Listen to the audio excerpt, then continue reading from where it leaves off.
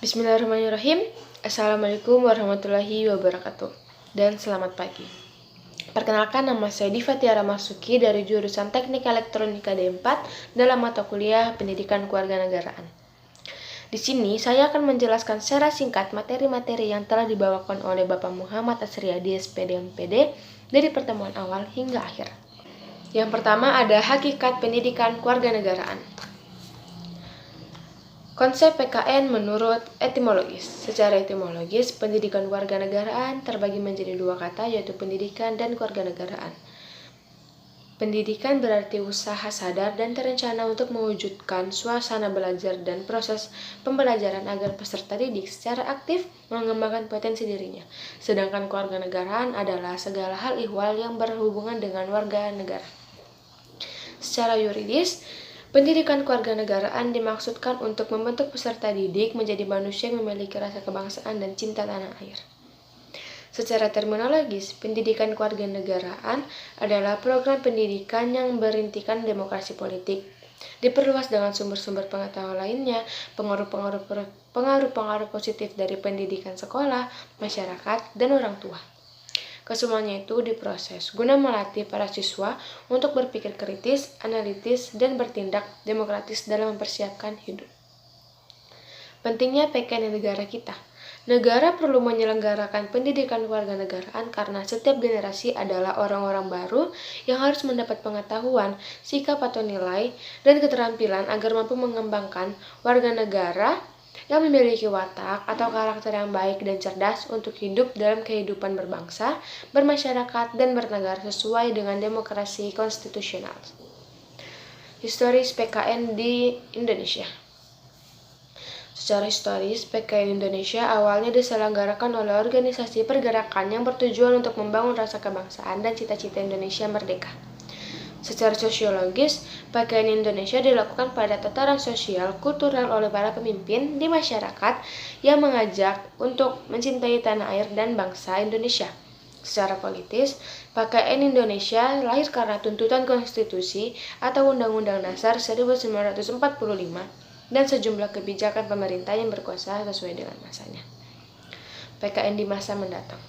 PKN Indonesia untuk masa depan sangat ditentukan oleh pandangan bangsa Indonesia, eksistensi konstitusi negara, dan tuntutan dinamika perkembangan bangsa. Lalu yang kedua ada identitas nasional. Konsep dan urgensi identitas nasional. Identitas nasional dibentuk oleh dua kata dasar, ialah identitas dan nasional. Identitas berasal dari bahasa Inggris yaitu identity, yang secara harfiah berarti jati diri, ciri-ciri atau tanda-tanda yang melekat pada seseorang atau sesuatu sehingga mampu dibedakan dari yang lain. Istilah nasional menunjuk pada kelompok-kelompok persekutuan hidup manusia yang lebih besar dari sekedar pengelompokan berdasarkan ras, agama, budaya, bahasa, dan sebagainya. Apa sih konteks identitas dalam PKN? Dalam konteks pendidikan kewarganegaraan, identitas nasional lebih dekat dengan arti jati diri, yakni ciri-ciri atau karakteristik, perasaan atau keyakinan tentang kebangsaan yang membedakan bangsa Indonesia dengan bangsa yang lain. Identitas secara nasional sebagai identitas bersama suatu bangsa dapat dibentuk oleh beberapa faktor meliputi primordial, sakral, tokoh, Bhinneka Tunggal Ika, sejarah, perkembangan ekonomi, dan kelembanggaan.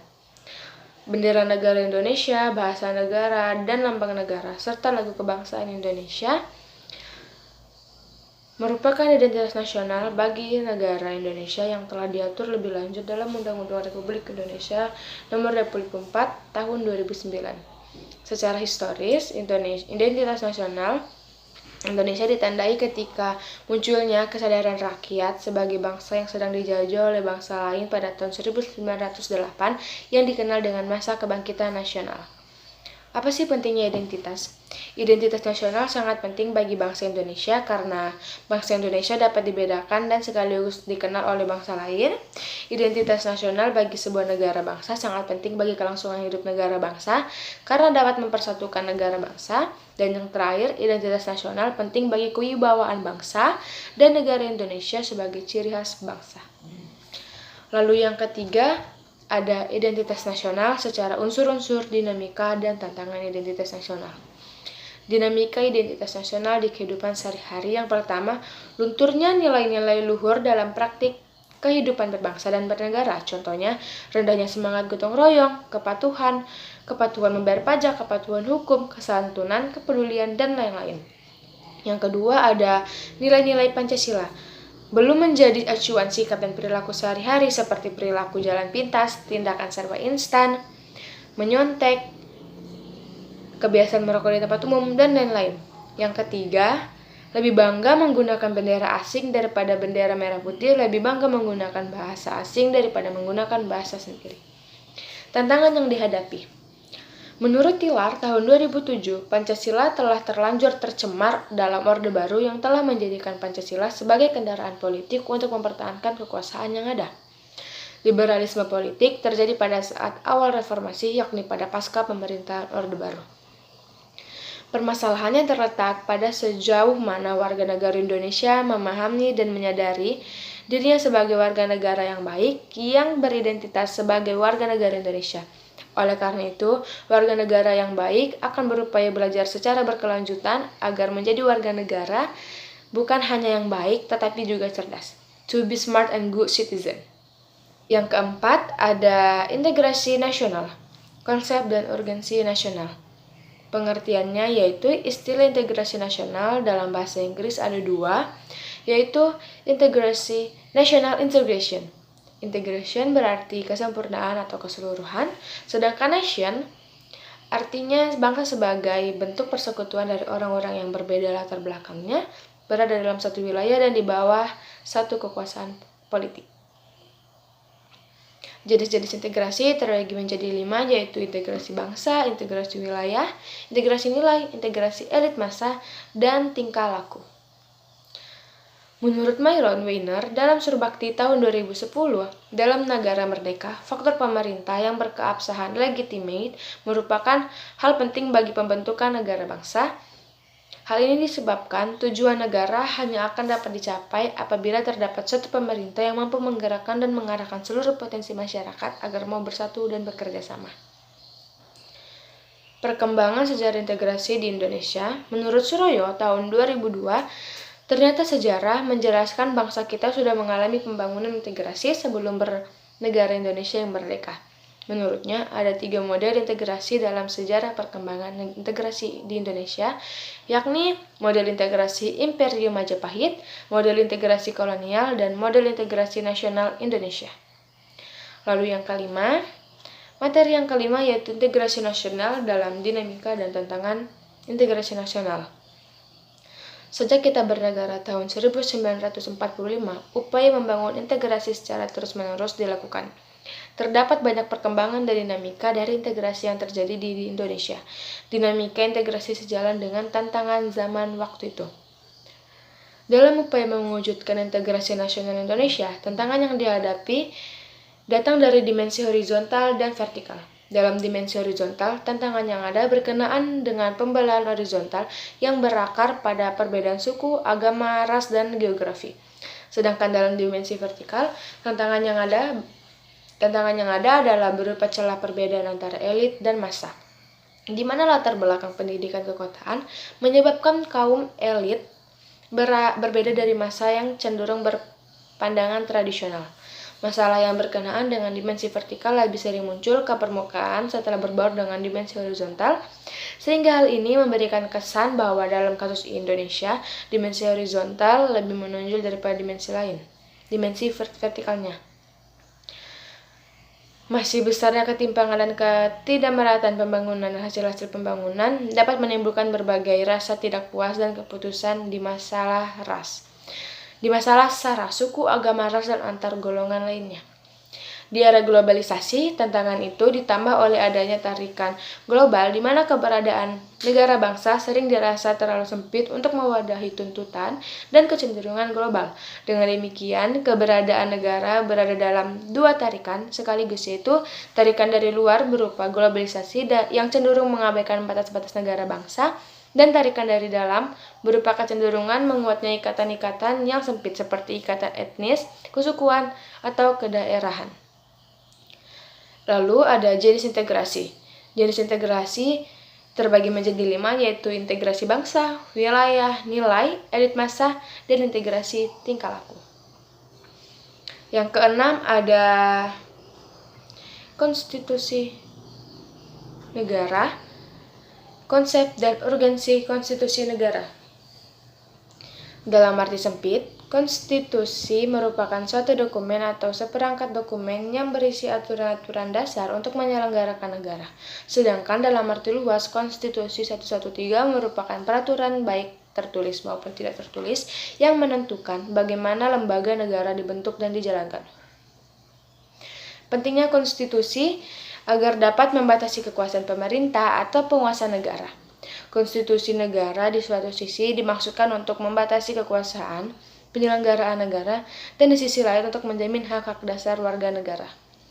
Undang-Undang Dasar Negara Republik Indonesia tahun 1945 menempati urutan tertinggi dalam jenjang norma hukum di Indonesia. Berdasar ketentuan ini, secara normatif, undang-undang isinya tidak boleh bertentangan dengan Undang-Undang Dasar. Jika suatu undang-undang isinya dianggap bertentangan dengan Undang-Undang Dasar, maka dapat melahirkan masalah konstitusionalitas undang-undang tersebut. Warga negara dapat mengajukan pengujian konstitusionalitas suatu undang-undang kepada Mahkamah Konstitusi. Fungsi konstitusi yaitu sebagai landasan konstitusionalisme. Landasan konstitusionalisme adalah landasan berdasarkan konstitusi baik konstitusi dalam arti luas maupun konstitusi dalam arti sempit. Konstitusi dalam arti luas meliputi undang-undang dasar, undang-undang organik, peraturan perundang-undangan lain, dan konvensi. Selanjutnya yang ketujuh dan yang terakhir ada Konstitusi Negara Indonesia. Dinamika dan tantangan Konstitusi Negara Indonesia. Pada awal era reformasi pertengahan 1998, muncul berbagai tuntutan reformasi di masyarakat. Tuntutan tersebut disampaikan oleh berbagai komponen bangsa, terutama oleh mahasiswa dan pemuda. Beberapa tuntutan reformasi itu adalah mengamandemen Undang-Undang Dasar Negara Republik Indonesia 1945, menghapuskan doktrin dwi fungsi Angkatan Bersenjata Republik Indonesia, menegakkan supremasi hukum, penghormatan hak asasi manusia atau HAM, serta pemberantasan korupsi, kolusi, dan nepotisme KKN. Melakukan desentralisasi dan hubungan yang adil antara pusat dan daerah. Mewujudkan kebebasan pers, dan yang terakhir mewujudkan kehidupan demokrasi.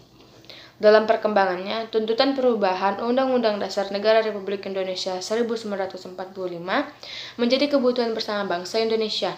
Berdasarkan hal itu, MPR hasil pemilu 1999 sesuai dengan kewenangannya yang diatur dalam pasal 37 Undang-Undang Dasar Negara Republik Indonesia tahun 1945 melakukan perubahan secara bertahap dan sistematis dalam 4 kali perubahan, yakni yang pertama, perubahan pada sidang umum MPR 1999, perubahan kedua pada sidang tahunan MPR 2000, perubahan ketiga pada sidang tahunan MPR 2001, yang keempat perubahan keempat pada sidang tahunan MPR 2002.